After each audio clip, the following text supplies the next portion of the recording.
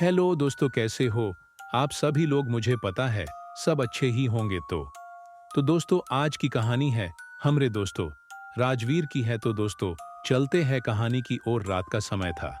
आसमान काले बादलों से ढका हुआ था और हल्की बारिश हो रही थी। राजवीर, जो अपने काम से लौट रहा था, रेलवे स्टेशन पर खड़ा था।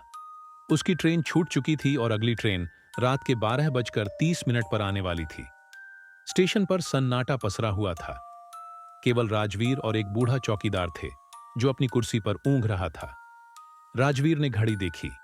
रात के ठीक 12:30 पर एक पुरानी जंग लगी ट्रेन स्टेशन पर आकर रुकी। यह ट्रेन बाकी ट्रेनों से अलग थी।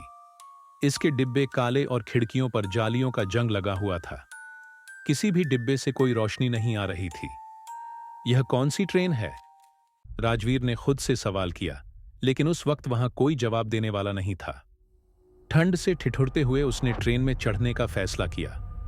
अंदर का माहौल और भी अजीब था।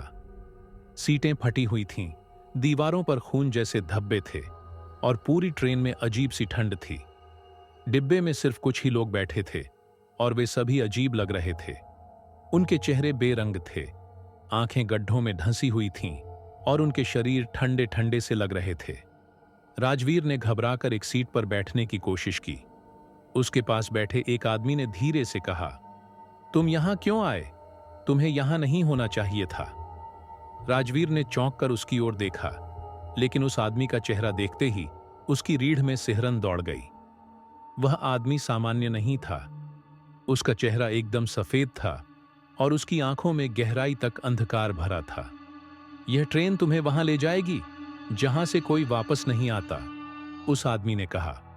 राजवीर ने डर के मारे अपनी सीट छोड़ दी और ट्रेन से उतरने के लिए दरवाजे की ओर दौड़ा, लेकिन दरवाजा बंद हो चुका था। ट्रेन अब पूरी रफ्तार से चलने लगी थी। राजवीर ने खिड़की से बाहर झांकने की कोशिश की, लेकिन बाहर कुछ भी दिखाई नहीं दे रहा था। केवल घना अंधेरा था। ट्रेन के अंदर एक एक कर लोग गायब होने लगे। राजवीर चिल्लाया, लेकिन उसकी आवाज कहीं नहीं जा रही थी।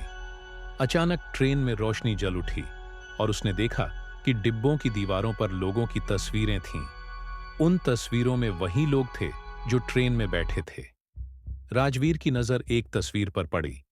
यह उसकी खुद की तस्वीर थी। अब राजवीर को एहसास हुआ कि यह कोई सामान्य ट्रेन नहीं थी। यह भूतिया ट्रेन थी जो उन यात्रियों को ले जाती थी जिनकी मौत का समय आ चुका था। अचानक ट्रेन के एक कोने से एक डरावनी आवाज आई, अब तुम हमारे साथ हो, हमेशा के लिए। ट्रेन ने एक तीव्र झटका दिया और रुक गई। राजवीर ने अपनी आंखें बंद कर लीं। जब उसने उन्हें खोला तो वह एक अजीब उजाड़ जगह पर था जहां दूर दूर तक सिर्फ सन्नाटा था। उस रात के बाद राजवीर कभी वापस नहीं आया। स्टेशन पर खड़े चौकीदार ने बताया कि उसने राजवीर को उस ट्रेन में चढ़ते हुए देखा था, लेकिन वह ट्रेन कभी स्टेशन से वापस नहीं लौटी। अंतिम संदेश: भूतिया ट्रेन हर रात 12:30 पर उन्हीं यात्रियों को लेने आती है जिनकी अंतिम यात्रा तय हो चुकी है। अगली बार अगर आप किसी अजीब ट्रेन को देखते हैं तो उसमें चढ़ने की गलती ना करें।